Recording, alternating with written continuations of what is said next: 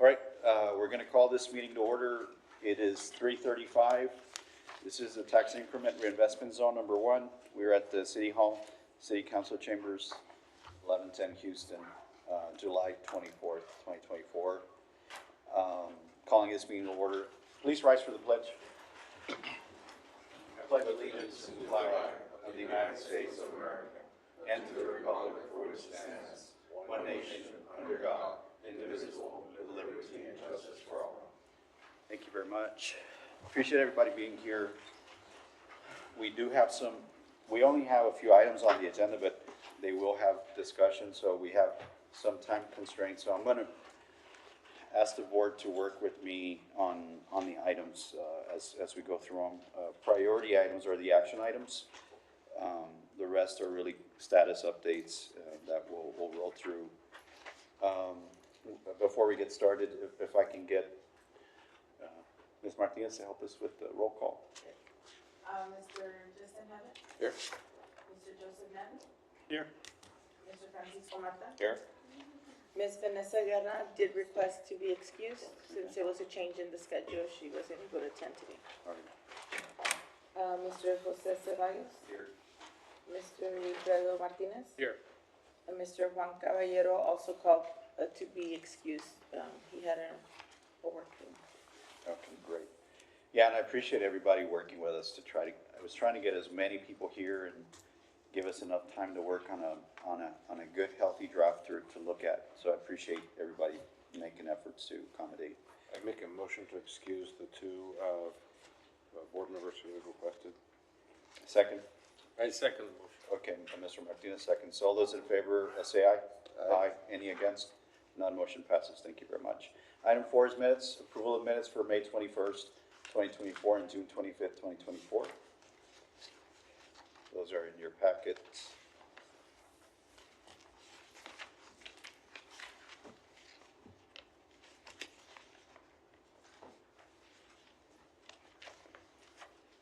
Mr. Chair, I'll move to approve. Second, then move to approve, then seconded by Mr. Mata, moved by Mr. Knapp. Any discussion? There being none, all those in favor say aye. Aye. Any against? None, motion passes. We're on to citizens' comments. Citizens are required to fill out a witness card no later than 3:45.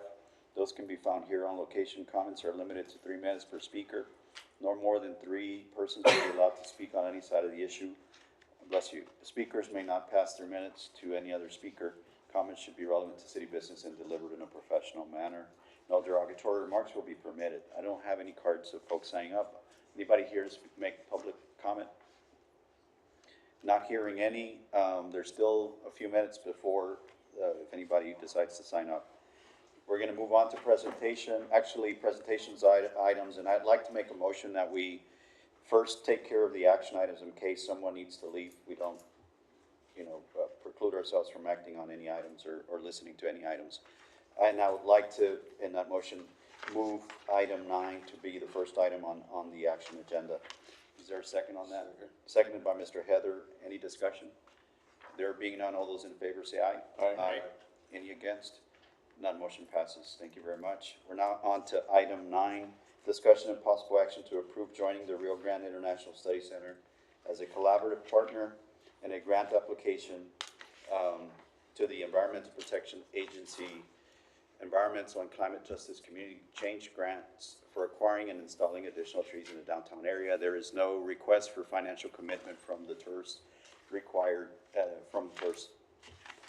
Martin, go ahead. Yes, thank you. Good afternoon, everyone. My name is Martin Castro. I'm the Watershed Science Director at the Rio Grande International Study Center. For the record, thank you, Chairman. I'm here today to provide information to this board and answer any questions that you may have regarding our upcoming proposal to the EPA Community Change Grant application, in which we also have several partners on board in our proposal. Our project in the downtown area is going to focus on 3 key areas, which includes the installation of native tree canopy downtown. So this initiative is going to aim to address several critical urban challenges such as urban heat islands, flood mitigation, walkability, and connectivity downtown. We are collaborating right now with Eddie Garza from Korean Engineering, as well as Ms. Viviana Frank from Maple City, to identify the specific downtown blocks and areas that are most suitable for this initiative, right? And our goal is to strategically place native trees to maximize these environmental and community benefits. The installation of these trees are also, of course, not only going to help mitigate the effects of extreme urban heat downtown, but enhance, of course, quality of life and walkability and foster connectivity in downtown Laredo. We've already conducted a thorough run-through of some of the potential downtown sites, thanks to Mr. Ceballos. You know, his support was invaluable and has been instrumental in advancing some of our planning goals for this proposal, and so we're deeply grateful for that commitment. There are some requirements if this board agrees to come on as a collaborating entity in terms of some of the instruments that may be required to enter into a partnership or a collaboration, I should say, with our organization. And so I'm here to answer any of those questions and provide any, any support in that way. Martin, what would those commitments look like? So there are, for the role in the NOFO, which is the Notice of Funding Opportunity, the guidelines that EPA states, there are several ways in which an entity can participate as a collaborating entity. There are options to provide in-kind contributions that can be technical assistance, expertise, data, or other resources that support the project without receiving funding. And these contributions, should be documented in formal agreements, such as either an MOU, an MOA, or a letter of commitment. So there's 3 different types of instruments that this board can motion to enter into with our organization. Whichever instrument this board decides to, if they decide to partner with our organization on this proposal, the agreements or the instruments must clearly define, right, the purpose of the partnership, the roles of each entity, the specific contributions, and the duration in terms of the collaboration. This proposal with EPA is a 3-year project. It's slated to begin in early 2025, and all funds must be encumbered by, I believe, December of 2028, roughly.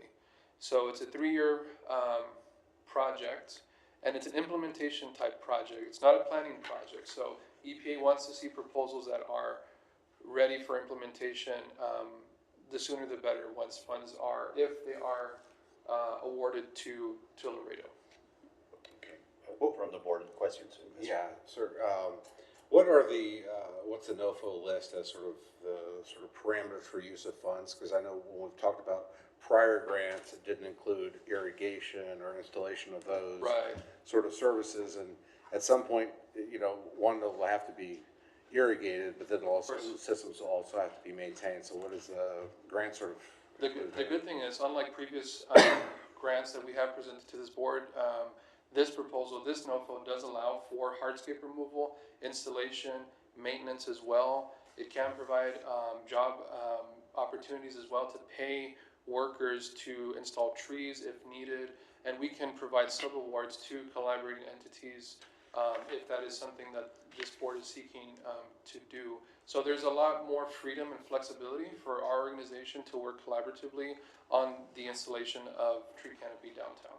So it appears at this point that it's a turnkey, so it funds curb, Yes. So as long as we do irrigation, because I don't want us to get in that situation where we don't. Absolutely. We have trees installed and they die a couple years later. Have the areas been identified downtown? We're getting close to identifying all of them. There are several prime sites, again, that I visited with Mr. Ceballos a couple of weeks ago that are in need of tree canopy installations. We're working to narrow those down, as well as to provide estimates on the costs associated with, for example, hardscape removal, the installation of irrigation infrastructure, and all kinds of suitable locations. So we'll probably be finalizing that by the end of this week, if not early next week. My only concern, and if you guys can consider, is how aggressive the roots are on these trees that would damage the infrastructure when you guys are considering. Aggressive in as in moving the pavements, or once roots start stabilizing and the tree grows for future, of course, it'll damage. No, we'll be working. Private property. Yeah, no, we'll be working with. First of all, we'll be identifying the most suitable sites. Again, working with some of the partners that I mentioned earlier. and trying to identify the best, management practices to install these trees in areas that either have no trees, had existing trees at one point, basically to make sure that we triple check that the sites that we select are going to be the most suitable, and then we're doing it, by the book, essentially. And that's what EPA wants as well. And I will mention that EPA does want shade benefits, in a much more quicker turnaround time. So these trees may be a little bit larger caliper trees than we're used to seeing downtown, which is a good thing because, I don't think, I don't believe that EPA would want to wait, for us, a city to wait 20 years to see the benefits of a sapling that was planted at that time and grow into a mature tree. They want to see quicker community benefits, and that's the purpose of this, our proposal. What's the amount of the grant? So You're applying for? in total, the EPA is only awarding $100 million for border communities. That is from California to the Gulf Coast. So out of those $100 million, the maximum amount that we as an organization can request, along with our collaborating entities, is $20 million. So it's a very unique and very large investment for Laredo. It's through the Inflation Reduction Act, and it's a historic investment as well that this administration is making to communities like ours, because these are funds that historically in the past may have been allocated to cities that may have not necessarily needed those funds, in terms that they were not really considered a disadvantaged community. Laredo is considered a disadvantaged community, so it's a significant investment, and one that I may add requires no cash match from applicants, which is significant as well. Sometimes the most challenging grants to receive for cities like ours are the ones that require cash matches, and this one does not. So it's basically a cashless match funding investment for our city with no upfront costs. And is the downtown the only area that you're gonna entertain, or are you looking at other? We're also partnering, so downtown-ish, I guess we're also looking a little bit further north at the, what they call the Four Corners, at the LISD administration offices, seeking to, we're working right now with LISD to collaborate with them on installing trees on some right-of-ways there on that area, which is unfortunately sees very high heat indexes in that area because of all the pavement. And so we're looking at, if you consider that a little bit further north downtown, that's another site that we're potentially looking at to install more trees. Yes, so the board's aware, Martina and I got in the truck, for the obvious, right? We could have walked, I guess, we've done it a bunch of times, but anyway. So we identified tree wells that were empty, that no longer have trees. We identified areas that looked like maybe could use a bump out. The three things that we did for, I think, the prior partnership submission, which we didn't get funded on. And we used Able Cities and KCI's numbers that, I think those came from Correct. Edward, those costs, so, and they're not cheap, right? So I think it'd be important to make sure you Yes. don't undercut those costs, because they've been studied and they've been ballparked from our team. But that's essentially what we did. That morning, we probably counted 30-ish. That would be Or less. turnkey, or what's the term? Like implementation ready, I guess is what Implementation EPA ready, would call it. yeah. So I don't know how many y'all are gonna end up with, but those seem pretty ready from those that are dead. And I kept some pictures that I'll share with the board for later. We have a bunch that are dead that could use, if you get this grant. You're anticipating an award early fall, right? So the grant is, so we've been advised by some of our technical partners at EPA that we have to get an application within the next couple of weeks to be, technically the funds expire in November. That's when the application actually closes. But because of the competitive nature of this application, if we can submit something within the next couple of weeks, will be considered, and hopefully we can get word back, I think, by early January of next year on whether or not Laredo received these funds. The work would begin a few months into 2025, fairly quick for a federal grant, which sometimes gets a little bit bogged down with, a lot of bureaucratic elements. The EPA, though, has made it a point to make sure that cities that receive these funds can get started as soon as possible. Okay. So this board can't commit locations, right? You'll have to, I guess, work through the Yes. city requirements on all of that, but Of course. unless somebody sees a downside for doing this, we could talk about it. But the fact that we don't have to spend any money and pay for trees or curb adaptions and any of that seems attractive. Any comments? Any additional questions? That'd be my, just making sure I understand, because there is no financial commitment being requested of the tiers. What you need from our group is essentially a letter of support to put us at the table with everybody else, right? Yes, and I can provide the actual language that the Okay. NOFO cites in terms of the instruments and how they can be provided, like I have it here in front of me, letters of commitment or MOUs or MOAs. Either of those three instruments are suitable for the purposes of collaboration with our organization. What we've given you in the past have been letters of commitment. It's probably the Yes. fastest thing for us to work through. If that's satisfactory with the board, Yes. I would move that we do it that way. Of course. So I'd make a motion that we favorably act on this item, joining as a collaborative partner for this grant application. For the record, there's no financial commitment being extended or requested. And that we establish that commitment by way of an official letter of commitment on behalf of the board. Is there a second? Second by Mr. Heather. Any additional discussion? There being none, all those in favor say aye. Aye. Any against? None, motion passes. Thank you, Martin, Thank appreciate you very that. much. Thank you, Martin. I'll follow And up when with, you have a copy of what, Yes. you share it, just share it with the group or get it to the yes. city and they'll get it to I'll us. send over we'll work on the draft letter of commitment. I'll send over the actual language from the NOFO that cites all the information. And once we have those downtown sites fully finalized with our partners, we'll send that over as well.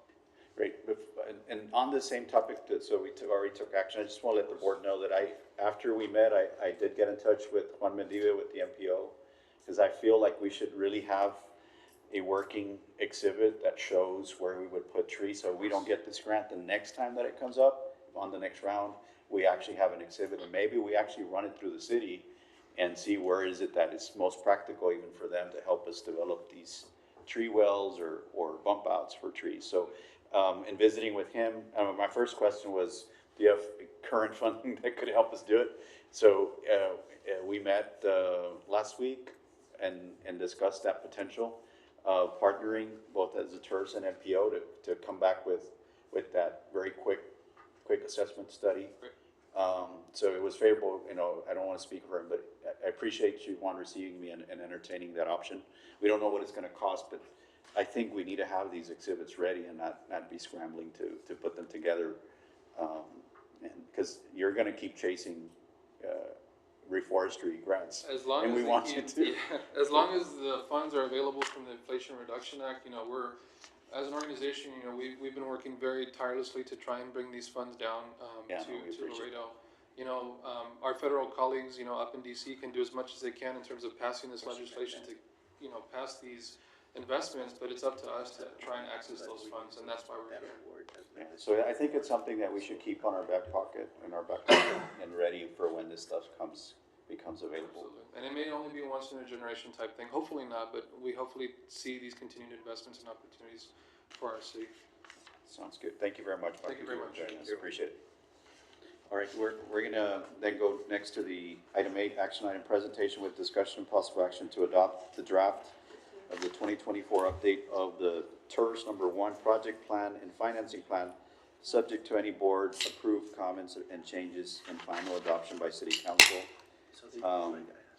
We're essentially doing here, and I think we've discussed this over a few meetings, is since 2017, we haven't had an update that presents both financial capability or potential capability, and also scoping our work for the future.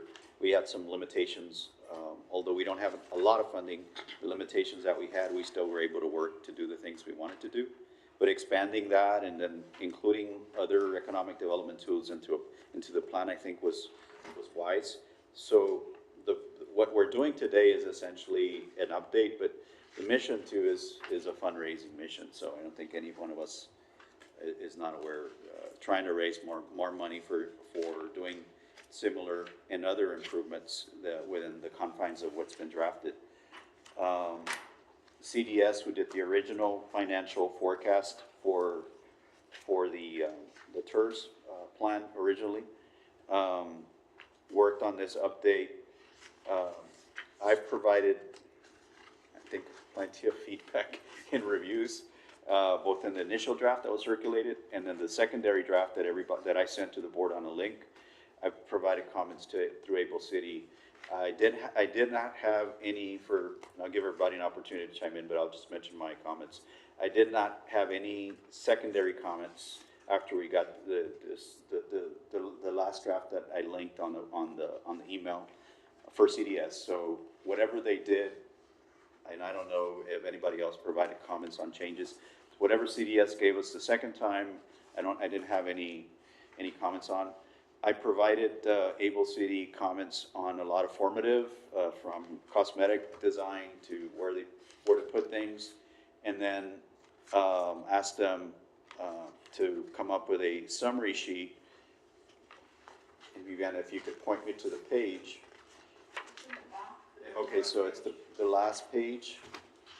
I guess before the cover, the back cover presents what is a summary of all that we'd be considering, so that you as a board and other readers could kind of get an understanding of what we're trying to do, which is to basically raise additional funds, whether it be through additional city participation in the form of bond money.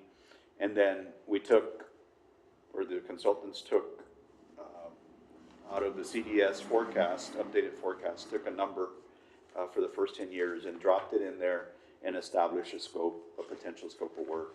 So the plan is for this board, a representative of the board or board members to present before council along with the consultants that worked on this. As a draft, it's for the city council to adopt as an amendment through an ordinance. But essentially this exercise is also to empower our council member and our city manager and other advocates for downtown to really have an updated sense of where we're going in a clear sense. So in the original link that was sent, there was a lot of exhibits that were attached. And I don't know if it's been done yet, but I asked Able City to link them in the digital document so that you can actually, if you have a PDF, you can just click on it, it'll take you to that.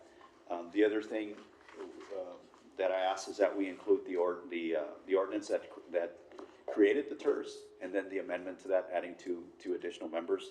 I think it's important in the quick read of this document, just so if the council's reading this, they can see how this was formed and what changes have been made, and it might make sense. But those are my comments, and I'll invite the additional board members to chime in.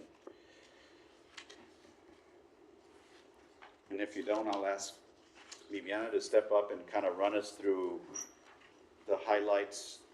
You did a great job. Did I wrap it up? Okay. You did a good job. So, Viviana Frank, for the record, Able City. So the essence of this update was to look at the original document and see where we were going to jump into the next phase, because in that document it talks about a phase 1 and a phase 2. I really quickly started to think, hey, well, what is the timeline that it's really talking about? And I did that graphic on page 7. You can look at it. We're shovel ready on the projects that they talked about. One is already going out. Going out for construction. The other two we'll be talking about later in this updates. But essentially, we are in time. I know that we felt that it dragged on a little bit, especially during COVID, and I think we're meeting the essence of the 2017 project plan. It didn't get all the money that it was supposed to get because of obviously the effects of COVID that it had on downtown and the retail environment that was there, which is another reason why this draft was important. And it talks about the pedestrian crossings and where we are today as opposed to, well, as of 2024 to this last month. But it shows the last 10 years. shows how many people, almost 2 million people are still not coming back into downtown for whatever reason, crossing at the bridge or coming in by bus. The transit system shows that the El Metro, if you look at page,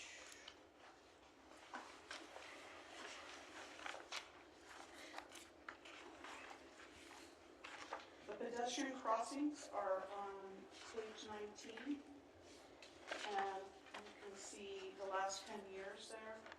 And then the ridership for El Metro, you can see from 2019 to 2023. And you can see that there's a steady rise, except for the pedestrian crossings. We've kind of, 2022 and 23, they kind of changed, stayed the same, but we're not back to the same numbers. And when you cross the bridge, you travel on Convent or Salina Street, and a lot of those businesses shut down in the last couple of years. So we also looked at, in this particular study, we also looked at where the city is coming in with projects that are anticipated to start either this year or next year. The Plaza Theater, the Boulevard of the Americas is about to go out to bid. Then, of course, there's the elements, everything that happened around the La Posada and San Agustin. San Agustin Cathedral had a huge influx of money. It had a complete redo of the cathedral. And the outlet malls, which were in the original plan, that was the major concern, was to connect people from the downtown to the outlet malls and from the outlet malls to the downtown, and that's the project that's funded and about to go into construction. All right, if I may, I want to point out to the board, if you can go to 13, sorry to interrupt. So, in some of my first comments, everybody remembers the first draft we got from CDS, right? It was probably 4 weeks ago at least. And if you look on the right side, TIRZ revenue projections for City of Laredo.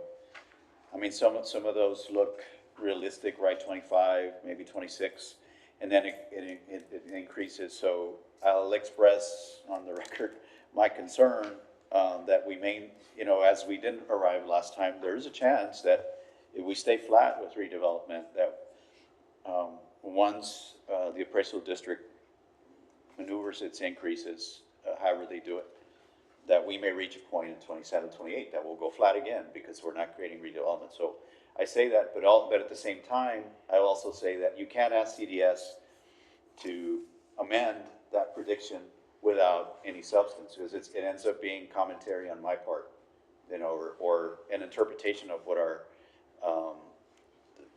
strategic mechanical tactics that the Webb County appraisal district has to use in valuing each property. So, I want to say that so that everybody here on the board, if we're still here, 27, 28, 29, we're not reaching that. Remember that these numbers are forecasted based on what the appraisal district discussed and provided to our team, and we all know that it's not entirely all redevelopment, right? There's some redevelopment, but it's not substantial redevelopment. So I want to make sure that that's everybody understands that, because if you look at that and you say, well, in 10 years we should be doubling, more than doubling where we are going to be next year. I mean, I hope that this all works out, but I just want to make sure I caution everybody that the intention here is to drive redevelopment, and if we lay flat or we don't do that, then we're gonna have shortcomings on that side of the table. So I don't know if folks have other comments or.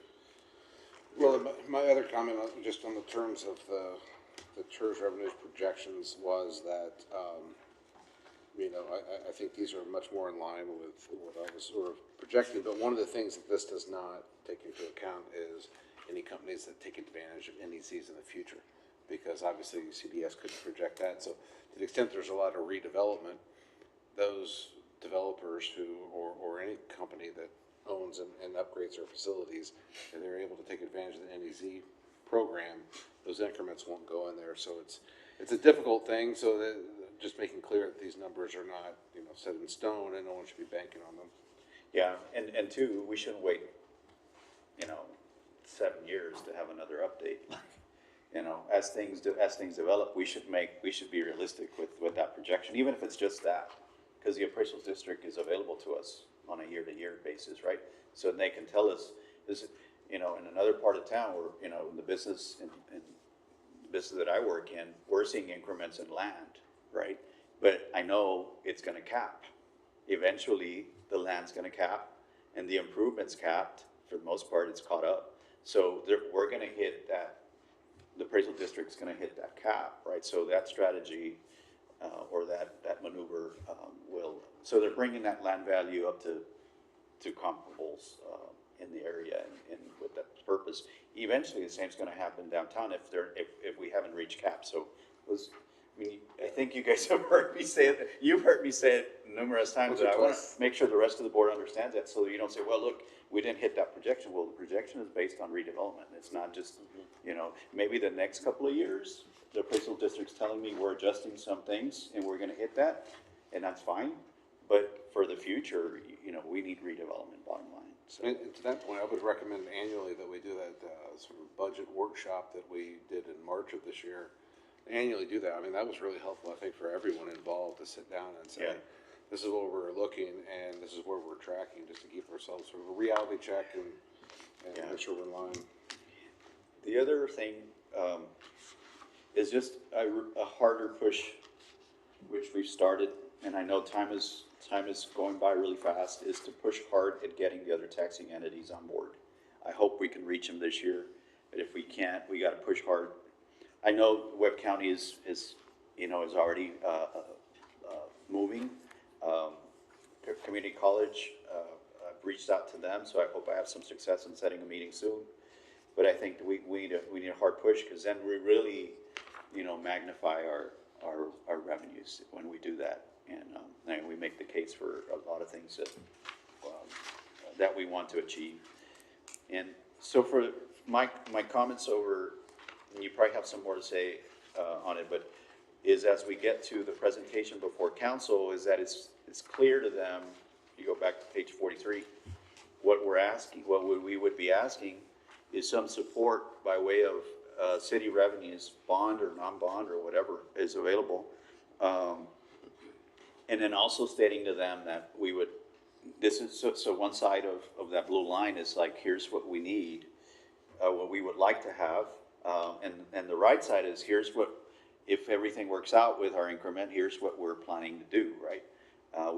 It doesn't specify the projects, but I think we all know them. We can enumerate them, and if, I think they're in the report. Colin, we just talked about some with risk, right? That they would be paying for it, but you name it. So we try to encapsulate those in the middle section. I personally think we have to do more with residential housing, and do more with the Economic Development Department, but also ourselves, to make sure that we are creating housing. If we don't, I think our sustainability beyond the nightlife is not gonna appear. So. May I add something to that? Because the data does reflect the importance of really kind of focusing in on some of those financing dollars on that. You go to page 17.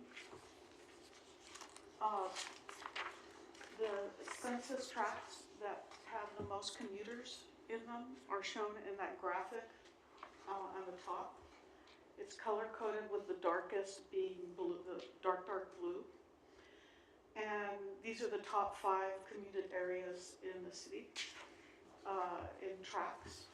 And you can see, obviously, North Laredo is a far bigger area, but you see down in our neck of the woods of the downtown area, those tracts have over 8,000 people commuting every day. And that was one of the problems that, even though it was mentioned a tiny bit in 2017, it was not really elaborated on. And you can see in the next page, on page 18, the inflow, outflow numbers of those people coming in. Only 128 of those people actually live in the downtown area of most of the lion's share of the people coming in, which is 8,390. So if you just take that data and you just say, okay, so what's feasible? How many units? I think that's a little survey that can be done fairly quickly to find out, from the people who are coming down with the several departments, the city, the county, the federal government, who would be interested in living closer to where they work. So, anyways. Yes, I mean, some of you watched, when Justin and I were at the county, and the county requested actually some attention for their employees by way, they all drive out to go eat somewhere else, and they could we had the availability of eateries near them, so somebody described, one of the commissioners, about what's coming with the sheriff's office moving into that building. So I think they would be interested in that kind of creation for a commercial. But any additional comments or thoughts before we entertain an action on this item? Mr. Chair, is there a reason we didn't look at property assessments as a possibility for gap closure? Right now, we have this TIRZ where we've taken all of the tax ability of the downtown and we rolled it back in on itself. So the taxes are where they're at, right? Right. But we're keeping the money there. And then in the plan, we're going to say, we're going to go and ask the city to take tax rate from every place else in order to help fund the additional stuff with the bond. What I haven't seen a lot of, and this was going in through some conversations that we've been having on sidewalks and streets, and what Laredo has done in the past for different infrastructure needs, was to do property assessments as well. And I know it's not a nice thing, or at least it always gets a little bit of stress on that, but I would really hate to miss the opportunity for any of our property owners downtown to help contribute to all of this process. And I think that's where, I don't know if it needs to be in this document, but in my mind, I think we're missing going back to the people and saying we need to do an assessment, or we need to do, the city right now is looking at probably about 6 different bond referendums, because we're not getting enough bond revenue to stay on our track with our CIP. So, and if you haven't heard the council talk about it, there's at least 6 different bond referendum propositions that are being jockeyed around. I know I had one council member ask about whether or not we could do one for the downtown. There's nothing wrong with doing it. It's just that it's going to be, our taxpayers are the ones that will be responsible for contributing that money back, because we don't make any other money in any other way. So I like the idea of going back to Laredo College, going back to Webb County, saying, can you contribute in as well too? Because they're getting that benefit of our tax rate as well too. But I also know that it's not enough. It's not enough to get the stuff done. And I think that, I don't know, I was told the other day that, well, they're going to tell you no. And I'm sitting there going, but I want them to tell me no rather than to just say they're going to tell me no, because I think if we outlay the problem and let them know the challenges that we're having, then, I mean, we're hoping with, I don't want to put the numbers out there until we talk about it next Monday on the bond referendums, but there is no way to keep the tax rate where it's at. Over the last 10 years, we've lowered the tax rate 10 cents per thousand. So we've done all of our work to get there. The problem is we have a community that needs more, and some of the stuff has been stuff that's been kicked down the line. But because we're a growing community, we're growing faster than our taxes can keep up, and that's part of the challenge we have. I don't know what the right mix is there, but I know we've been talking quite a bit about that through this whole budget process, is that we're always behind that 8 ball because of all that funding there. And I don't know if it needs to be laid into this. I like the document. The focus is all good. I think the old document was based upon getting to the outlet mall. That was the whole intent. Now, this is a more holistic approach of the entire downtown. So I like the document. I think it can be utilized. The fear in there was always that our numbers that we were working off of were a lot lower than what we would have liked to have seen. So I like the document itself, but I do know that we have to have conversations about property assessments, bond referendums and such, because we can't seem to generate enough money any other ways. And so those conversations are going to happen. And, but I don't know where they go entirely. The assessments are only done by the city council. So if we were to do a request for a property assessment downtown, we would have to come to the city council and ask for them to consider an assessment. Okay, so I mean, my only comment would be that, I mean, we're anticipating that at some point the bid's gonna go off and seek participation from property owners, so we may potentially, enlist ourselves to compete with that. But I think all things considered with the right timing, I don't see an issue with including that as a tool or, and including, I think we talked about referendum, but we didn't seek it as a resource necessarily, and maybe I missed it. We have bonding, but we don't really talk about referendums, so maybe that language needs to be added too. But that would be my only comment, is if city council chases a property assessment for sidewalk improvements as an example, and we have the bid chasing similarly for sidewalk maintenance and tree maintenance kind of stuff, so we'd be hitting that, But, Actually, that's exactly what a management district can do. So, I mean, it's certainly good discussion to have, And it goes back to what you were saying earlier as well too, is that these numbers won't be able to keep up. I mean, that's the whole fear of what we're doing. And I believe that we have to get over that hump. I mean, there are a lot of good property owners downtown that are taking care of their property, but if we don't raise property values in some way, shape, or form, and the infrastructure is important, but if the property values don't go up, we won't see an increase in our revenue. And we need to find out, whatever the work that is that we do, it has to trigger that redevelopment of the property itself, is what that's my fear. And I don't know what that trigger is, because I mean, I hear from some of our armchair quarterbacks as far as, well, I don't want to have to pay anymore, but we do have some properties downtown that really need to be in somebody else's hands in order to be redeveloped. Yeah, and that brings up the topic of the vacancy building ordinance. Actually, I don't think we have that written into this document, but we can certainly add it as a point of reference. I mean, it's there, just, it needs to be activated. Yeah, and I think we do have the ability to lean on any of the tools that we already have in place anyway, even though this is our focus. I think that's what I look at the plan as being our focus, so. But those are just some of the points that, as I was walking through it, it was just like, I don't know how to turn the corner yet. I haven't found a good way to get there. And so we're going through all these exercises, we're going through all this work, and I know it's baby steps, right? We hope we turn a corner within like 60 days, Mr. Neff.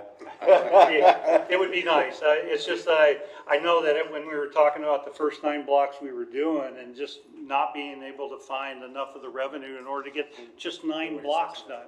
And there's over 45 blocks in the downtown. Yeah. And so it's like, it just worries me a little bit for that. Same here. I mean, points well taken. I think we can speak. I don't have an issue with adding that language. There's plenty of other tools that have been included, and it will be a city council action. But I would caution against competing with the bid when it's trying to take off. But that's my comments. So something that hasn't been talked about for the downtown area, where other cities have done this, they use their, we have a sports funding mechanism here, and other cities have used some of those monies to do some sport something in their downtowns. Some of them have gone big, some of them have just added. Is that something you want to add? Maybe look at a place for some kind of pickleball center. I don't know, you know. I mean, in if you the look at area. that list, I mean, it's pretty all-inclusive. I mean, like, the way we wrote it up, so it's like, Yeah. I really want to turn the corner to use those terms in 60 days and be successful with raising some sort of revenue. A couple of other things, and if you already have them in there, that's fine. If you don't, we could consider when we take a vote to add these, make sure that the referendum language is there, allowing us to use that as a resource for raising funds. And it would be the city doing it, but I think as a board that we can have an action related to that if we need to. Vacancy building, ordinance as in advancement, I think we talked about a section, next steps.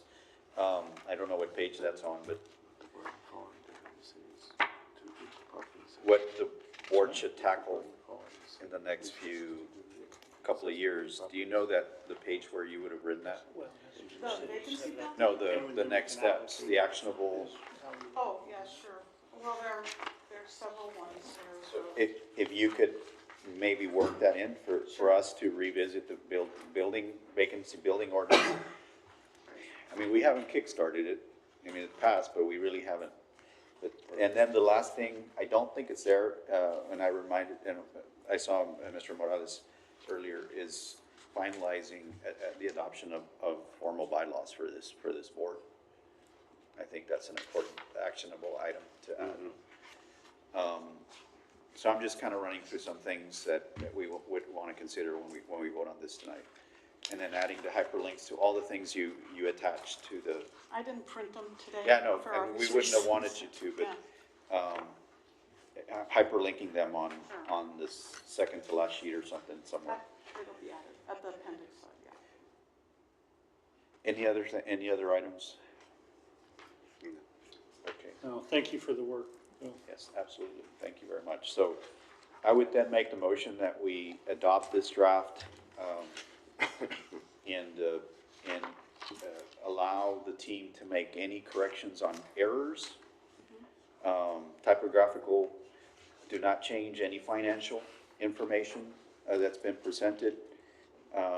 If you do anything that corrects a content, that you keep a record of it, but do not change any financial information on this report. Any tweaking of design and layout, that would be okay. And that you add,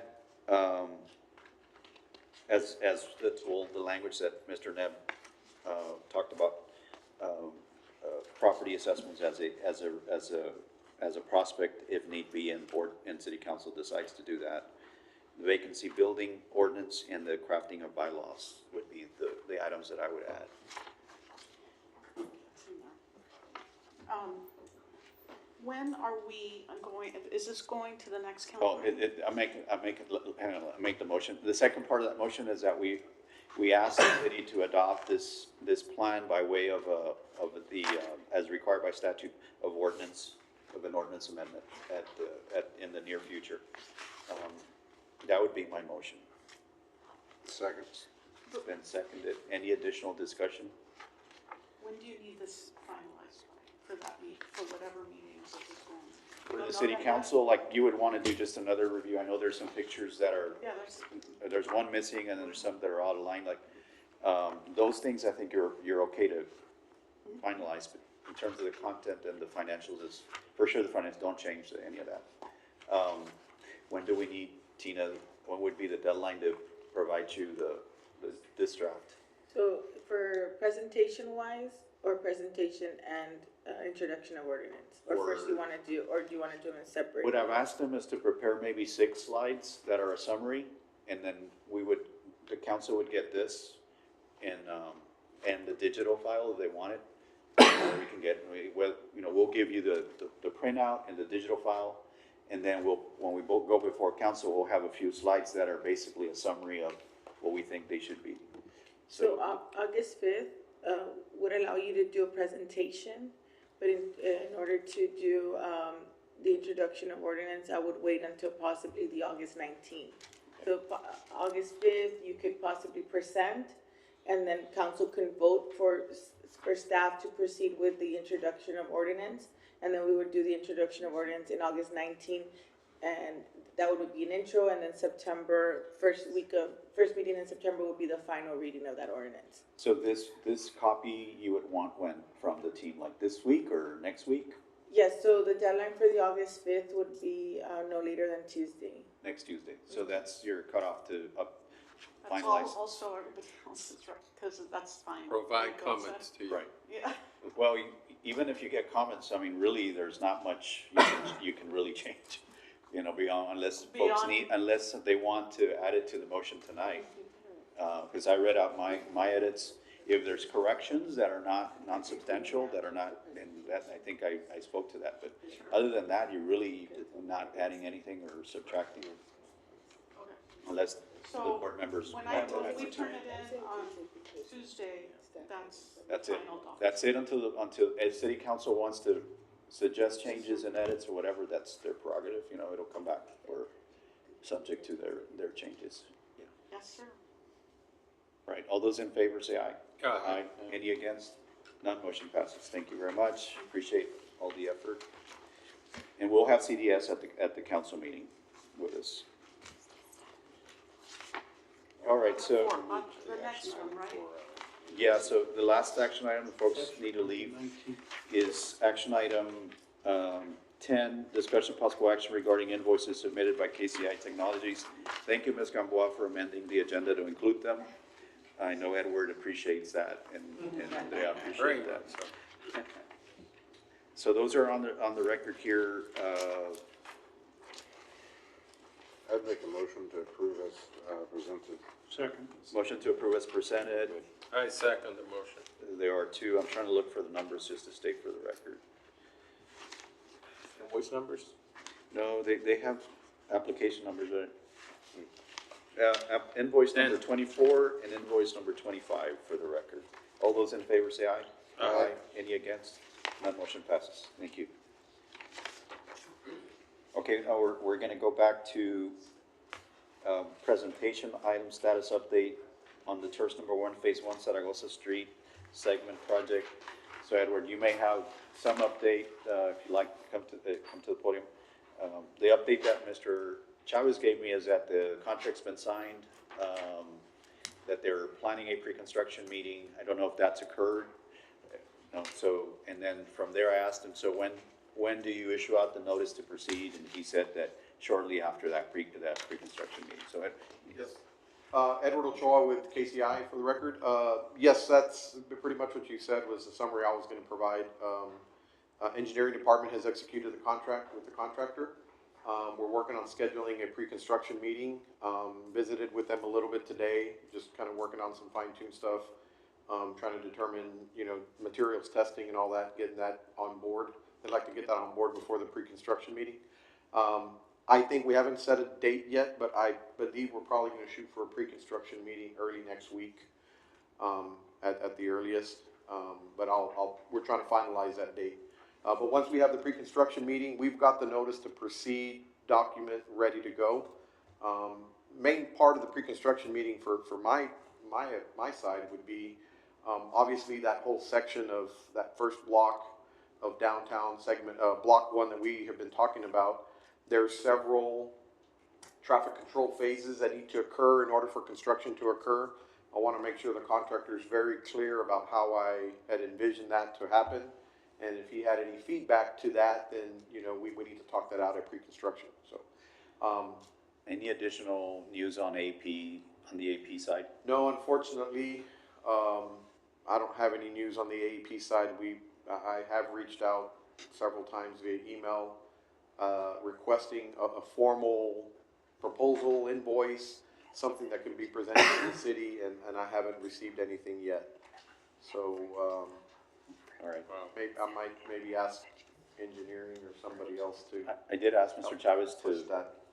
I guess, email me for the pre-construction, and once I know the date, I'll extend that date to the board in case anybody wants to be there and just, watch. It's beyond our function, but if anybody wants to be present, Sure. they can be.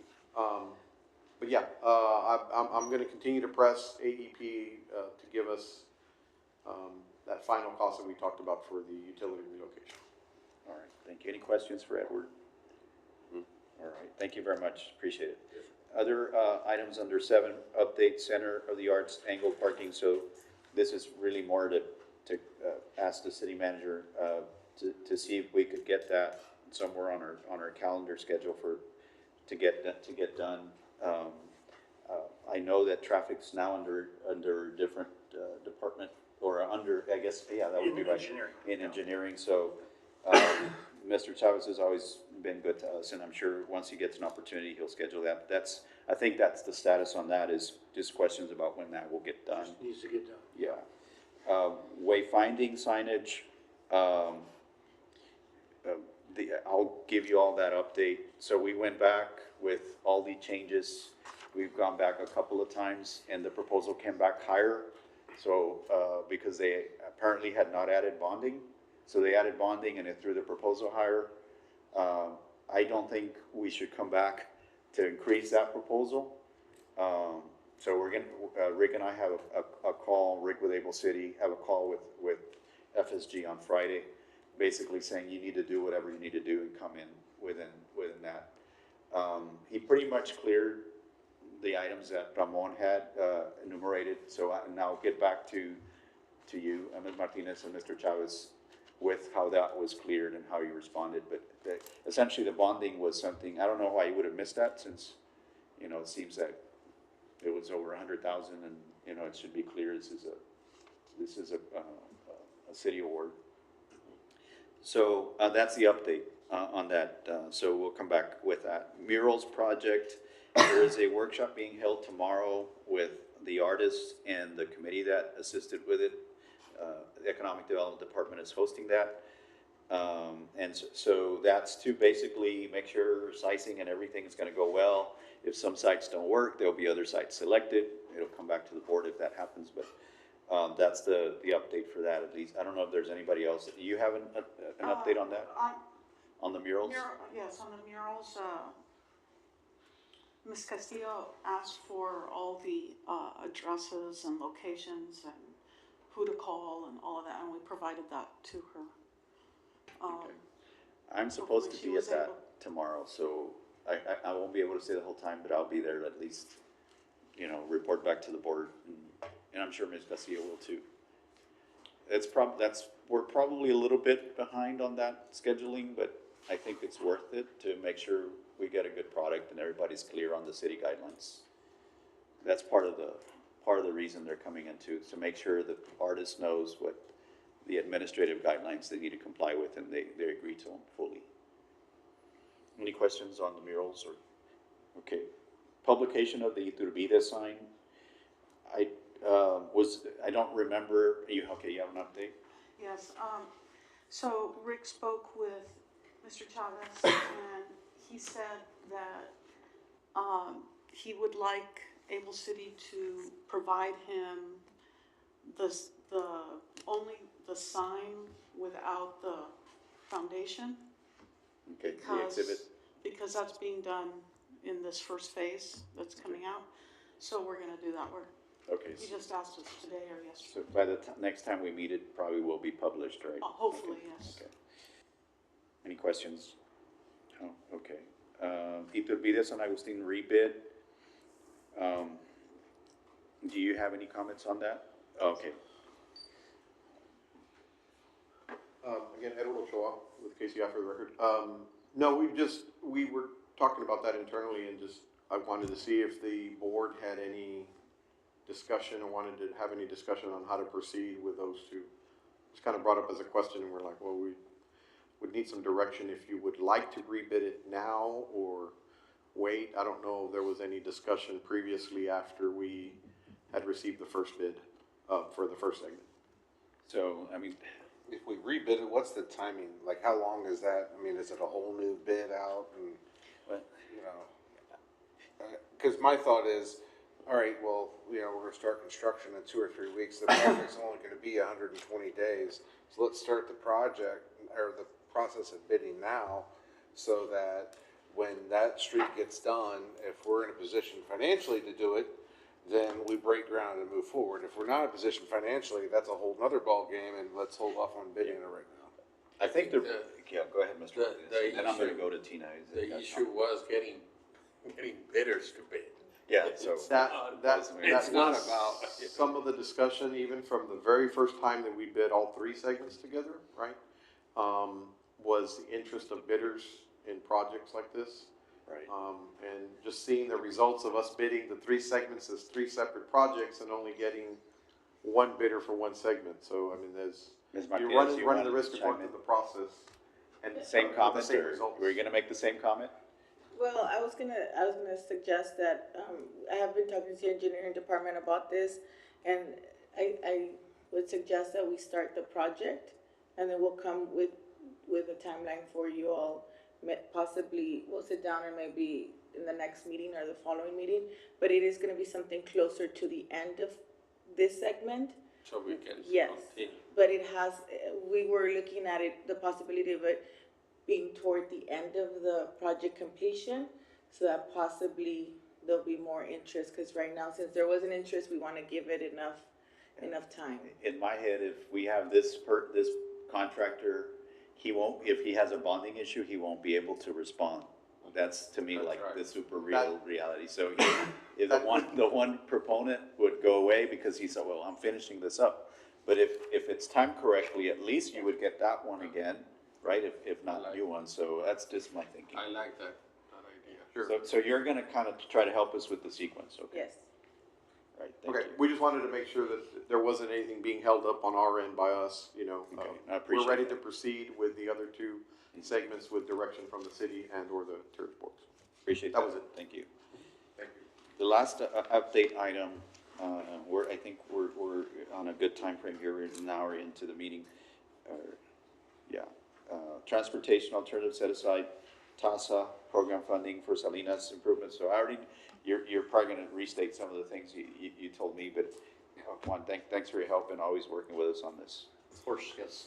Good afternoon, Juan Mendive, the director for the MPO. I know Rick usually calls me before the meetings to get an update on the TASA project. I usually have a meeting that's overlapping, but with today's meeting, I was able to attend. So I think it's moving forward with TxDOT. They have the draft AFA, they're working on that. They did send Ms. Martinez from Community Development and Economically Disadvantaged County Program affidavit that needs to be filled out.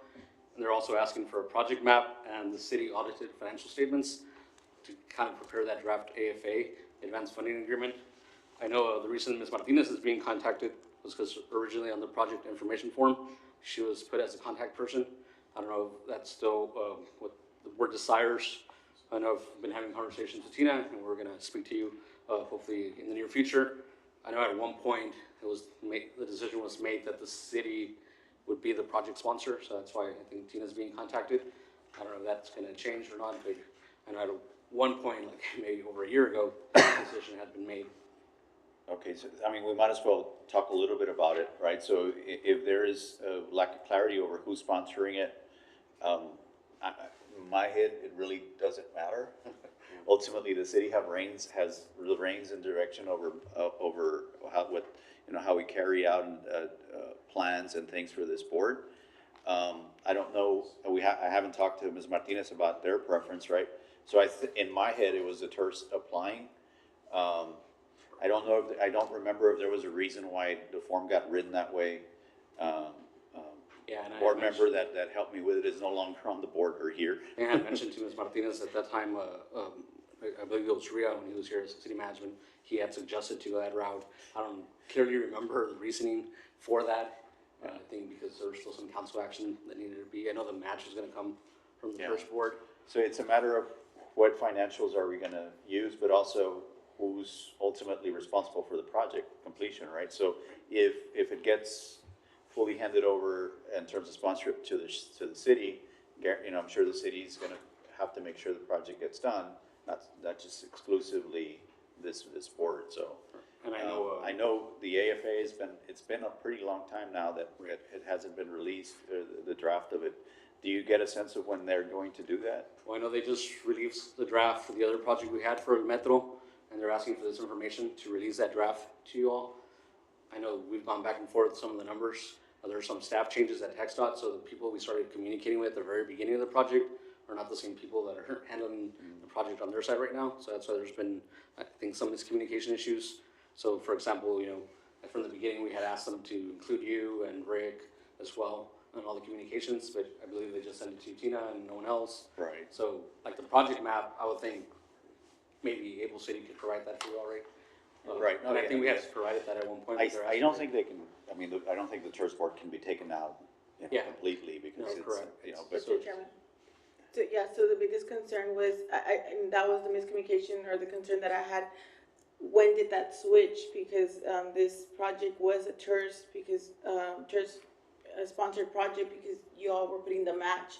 So when I started receiving, emails from TxDOT requesting city financials and city documents, that's when I said, well, I don't have the authority to release any Right. city documents because it hasn't been presented to my city council. Yeah, I don't think it's anything we switched or the MPO switched. It's probably something TxDOT. Or maybe there's a miscommunication Yeah. there, so I just wanted to clarify that, because I didn't have the authority to just give out documents. Maybe we can get together and kind of clear that with TxDOT and see what's best. And it also brief the city manager on that background, so he has some to say about how it all rolls out. So we still applying? Well, we have the award. Oh. The award, we have $1 million award from TxDOT for. Oh, we sending it, did? Yes. Oh, okay. It's not a grant, but it's basically funding assistance with a match from us. That's correct. And that draft AFA, The only thing I can think, I'm sorry, Juan, Yeah. is that because we're using the economic disadvantage notion, that maybe that switched something for TxDOT, that they're gonna lean on the local entity that way because we're grabbing to that. So that sees that reduces our match from like 25% to 8-point-something%, it's right? 20, and we're not being reduced to 8.2. Yes. And then after So they would- maybe that's what's, I mean, I think we should meet and kind of talk through that and include TxDOT to see what, we didn't change the form. The form's been the same one. Maybe at the beginning, but that form got revised, even before we had some of the early meetings. From my recollection, I think one of the issues was the EIN number. They needed now it's a unique entity identification number. That's something they needed, and I think you were using the cities, so they said we have to put the city of Laredo that as a might be- sponsor. There we go. So That might be the issue. that's my recollection.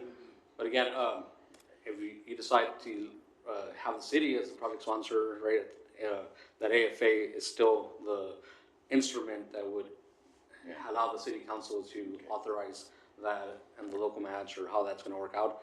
So I know that we've talked about a document that details those financial responsibilities. Essentially, that advanced funding agreement would detail that. I guess we need to let TxDOT know if it's gonna be the TIRZ or the city as a project sponsor. And would they be able to provide us a draft? Yeah, I think that's why they're asking for this information, because they attach that to that draft that they're doing. So they need that project map, so they can attach it to that draft. And then they're asking for the audited financial statements, or now they're asking for the city, since they have the city as the project It sponsor. might be that identifier. I mean, Yeah. it's not for action, so I think we've got to get some facts and meet up. So if you want to set a meeting and discuss that, that would be great.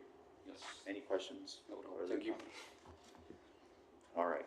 Anything else that's related? If not, I think we're at adjournment. Move to adjourn at 4:44. Second. Second by Mr. Heather. Any discussion? There being none, all those in favor say aye. Aye. Any against? None. Motion passes. Thanks, everybody. Appreciate it.